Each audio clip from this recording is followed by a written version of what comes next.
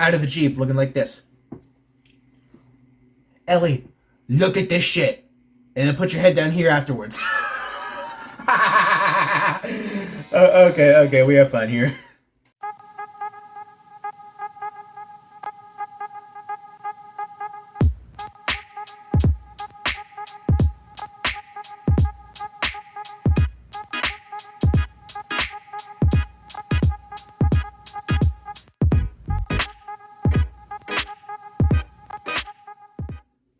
What up, everyone? It's your boy Floz MG. Welcome back to another episode of Tear Up, and this time we are ranking various dinosaurs seen throughout the Jurassic Park and Jurassic World franchise.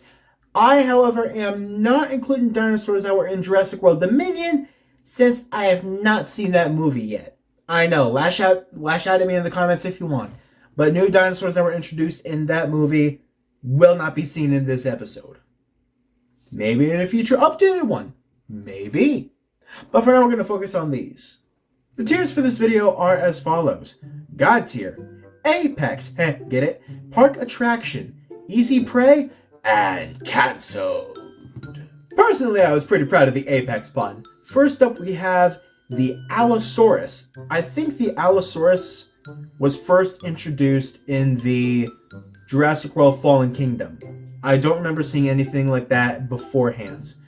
We've seen Allosaurus as the volcano's blowing up and it's running to its doom off the cliff, and a juvenile one being sold at the Lockwood estate.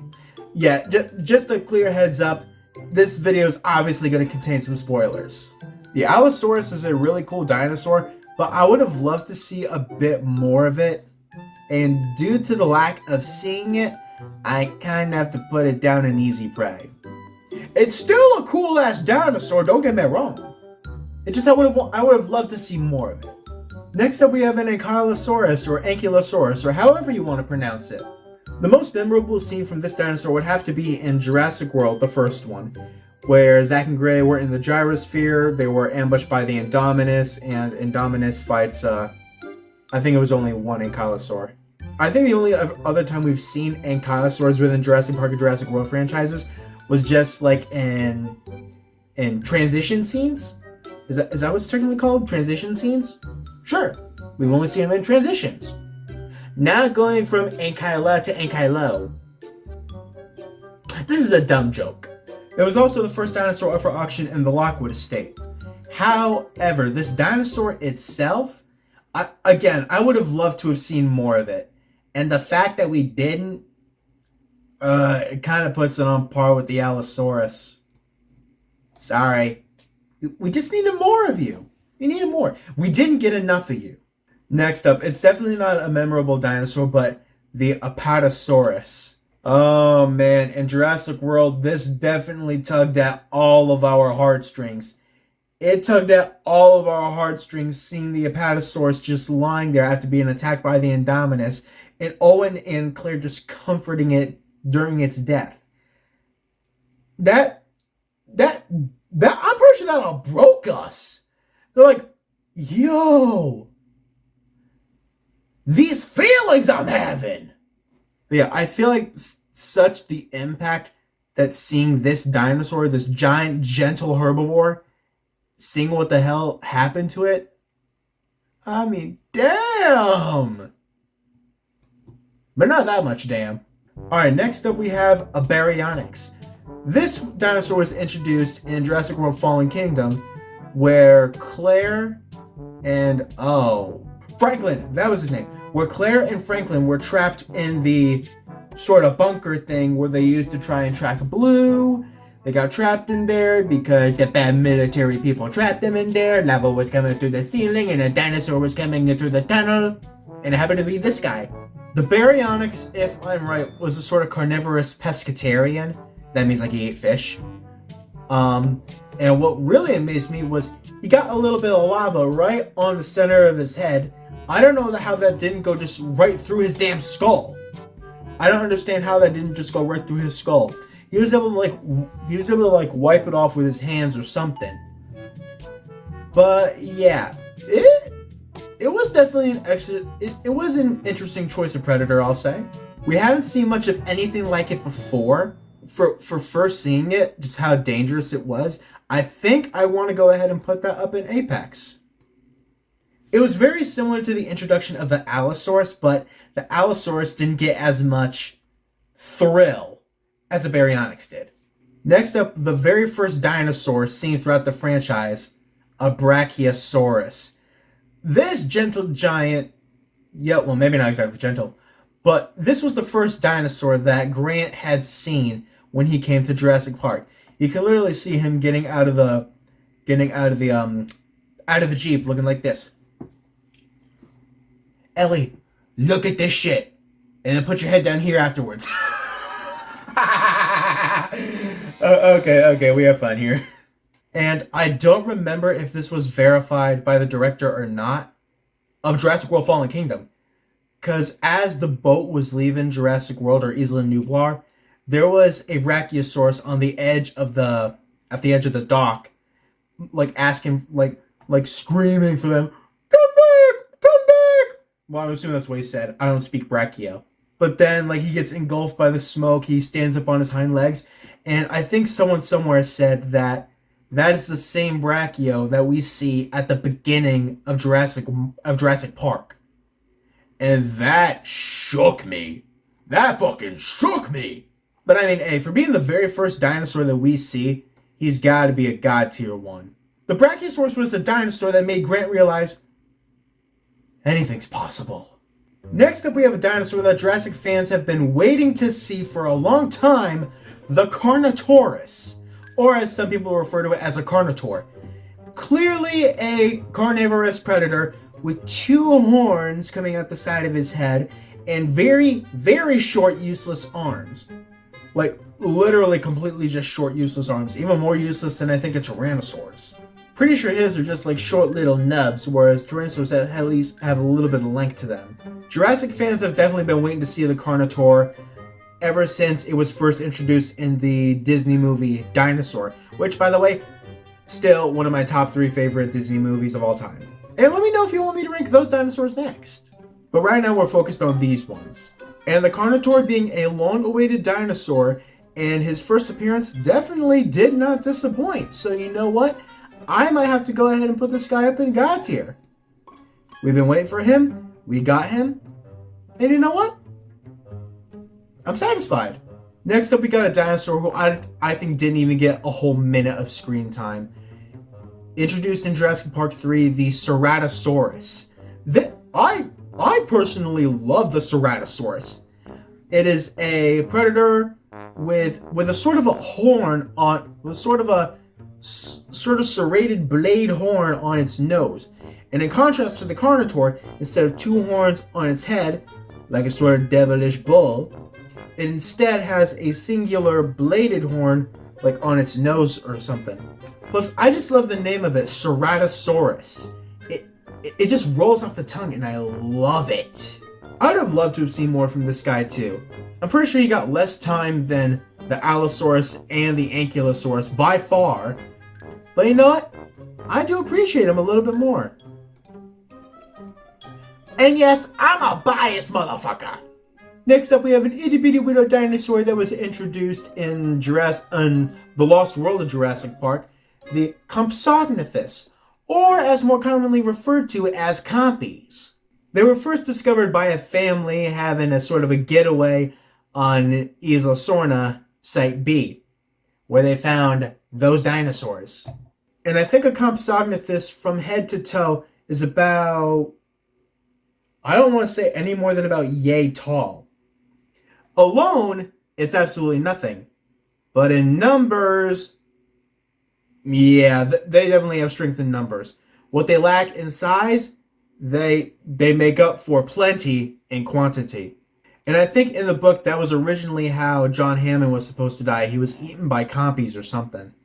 But instead, I think they saved that death for the Lost World of Jurassic Park, the movie.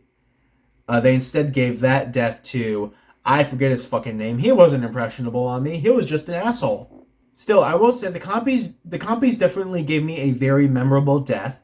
But I don't want to say it's on level with the Baryonyx. So we'll put it at the very beginning of Park Attraction. Right in the middle. Oh my god, next up, this guy gave me fucking nightmares. You have no idea just how many nightmares this goddamn thing gave me. The Dilophosaurus. Introduced in Jurassic Park, and I don't think we saw him at all in either The Lost World or Jurassic Park 3. We saw him again in Jurassic World, but as a holographic form. I don't know after that. This thing mortified me when I was younger. Like, upon initially seeing him and his call or roar or whatever, it was a bit calming. It kind of sounded like a bird. But then, when this whole flaring scarf thing came out, nope! Hell no! And when it shot out the fucking goo from its throat, no! Because that did a complete 180 for me. It went from being like a cute sort of friendly lizard to I will eat your brains! And that was horrifying to say the least. You tormented me in my dreams. I will cancel you! You bitch! Next up, we have a dinosaur that gave probably one of the most memorable lines in Jurassic Park. The Gallimimus. Grant asked Tim what the name of this dinosaur was. It was a Gallimimus. There was a bunch of them. They were flocking. They switched directions. Grant says they're like a flock of birds evading a predator. And Timmy delivers the iconic line, "They're flocking this way." And I think that was even an achievement or trophy in Jurassic World Evolution. I was actually playing that a couple weeks ago, and it's actually pretty fun. Not sponsored. The Gallimimus, aside from that not really interesting dinosaur, it did have that one good line. So I can't put it in canceled. I can put it at the very beginning of Easy Prey, though. Because, honestly, it was very easy prey. Remember what the Rex did to it? Next up, I know these were technically not actual dinosaurs, but hybrids. But, I mean, they were in the movie. They were a big part of the movie. I had to include them. First up, the Indominus Rex. This thing. I'll admit, this thing also kind of gave me nightmares for a little bit of time, but I grew past it. Not as much as the Dilophosaurus. This thing was scary from the get-go. The other one twisted on my feelings. I'm hooked. This guy had a lot of interesting traits. One, the fact that he was white, which I think no other dinosaur was. He could camouflage himself due to the cuttlefish genes. He was able to change his infrared output, hiding himself from thermal technology. Also, on top of being a mix between a Tyrannosaur and a goddamn raptor. Tyrannosaur, fucking a raptor, makes this damn thing. I would have known! But I highly doubt you would have seen crossbreeding between dinosaurs, but... Actually, you know what? Maybe there was crossbreeding between dinosaurs. How else were new species created? That's another thing I'm going to get to in about a minute. But for now, the Indominus Rex, it was the damn basis of the goddamn Jurassic World movie. So we kind of got to go with God tier for it. Despite the fact that's not even a real dinosaur. But yeah, as I was saying, about new species being created from the dawn of time, where it didn't exist originally and then it did exist, I think it was one of two things. I probably read it somewhere and I didn't even remember, but here's what I'm thinking. It was either one, crossbreeding between different species to create a new species, or a lot of inbreeding between dinosaurs that in itself caused a lot of mutations and in turn also created a new species. These are just my guesses. Anyone in the comments want to fact check me? Go right ahead. And where we had the Indominus Rex, we had its descendant, the Indoraptor.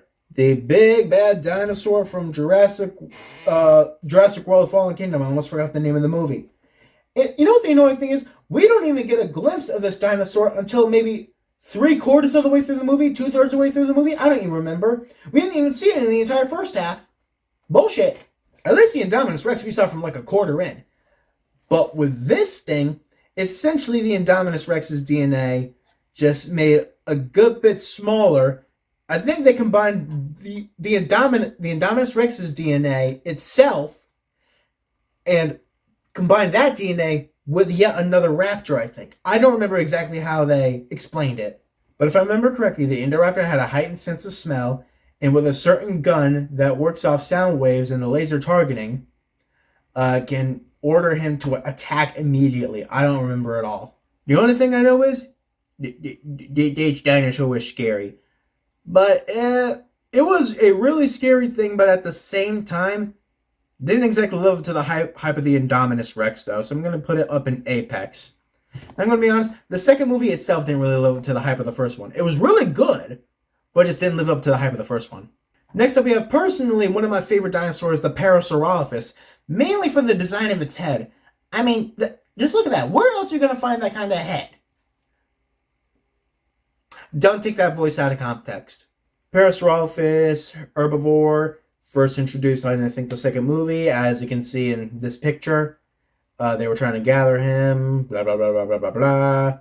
Didn't really leave an impression on many of the other movies, so as much as I don't want to, I think I have to put him down and canceled. He just didn't have much of an impression in the other movies. He just didn't. Next up, we have the various pterosaurs, pteranodons, pterodactyls, flying lizards. In the first two Jurassic Park movies, I don't think these guys had much of anything. But in the third Jurassic Park movie, they literally had their own entire aviary where they attacked the remaining survivors. Luckily, no one died. It did make for one hell of a scene, though. Then they did have their whole aviary in Jurassic World, which got broken into, and then all the pterosaurs fly to the resort, and ooh, bad stuff happened. But being the only flying dinosaurs means I might have to put them up in Apex or God tier or something. Probably the very beginning of Apex. Not exactly God tier worthy for me. Next up, we have the main baddie, Jurassic Park 3, the Spinosaurus. This one was definitely one of my favorite dinosaurs. And similar to the Baryonyx, he's also a carnivorous pescatarian, loves eating fish. It's essentially a much bigger Baryonyx with a thing of spines along its back. And I think this was the only dinosaur throughout the entire franchise to actually kill a T-Rex. So that brings it up quite a good bit. To the point where I think, you know what, yes, I'm going to go ahead and put it at the very, I'm going to go ahead and put it in God tier. Because why not? Next up, we have a Stegosaurus, which I think, much like the Ankylosaurus, didn't really have many scenes to themselves, but more so like had transition scenes. I don't really think there were any like lone, hey, look at the Stegosaurus scenes. So for that, I might have to put it down to easy prey. It's not as bad as other canceled dinosaurs. Next up, we have a, I think it's pronounced a Stigmalock. This dinosaur you definitely seen in Jurassic World Fallen Kingdom. You may have thought to yourself, is this a Pachycephalosaurus? No, it was not. Because it had more spikes coming out the side of its head. So maybe you thought, oh, it's probably a Dracorex. No, it's not. It's actually a Stigmalock. The difference between this and a Dracorex? I have no fucking clue. It was definitely a very unique dinosaur, which I think it didn't leave much of an impression on me compared to other ones, so I might have to put it right in the middle. I'll put it on a park attraction. Next up, we have the best herbivore ever, the Triceratops. 2 giant horns coming from its head, 1 giant horn coming from its nose. If one of those rams you up the butt, you're dead. The first glimpse of a Triceratops we got, it was kind of sickly, and yeah, it was kind of sickly. So on that first impression, despite the fact that it's still a cool-ass dinosaur, I might have to bump it down one to Apex. It's still cool in my opinion. These last two are the greatest, and they automatically go in God tier. The Tyrannosaurus Rex, first of all. The king of the lizards, the king of the dinosaurs, and the most badass of dinosaurs. I don't even need to deliberate. He's an automatic God tier boy. And then afterwards, we have the Velociraptors. Raptors. I mean, come on. These movies put them on the goddamn map. Raptors are also awesome. And they also don't need any deliberation. Why? Because they're cool. And God tier worthy. So you know what? We're going to end this entire thing off right here. Looking at it this way. I'm a Floz MG. This has been Tier Up ranking Jurassic Park and World Dinosaurs, and I can't wait to see you on the next video. Bye!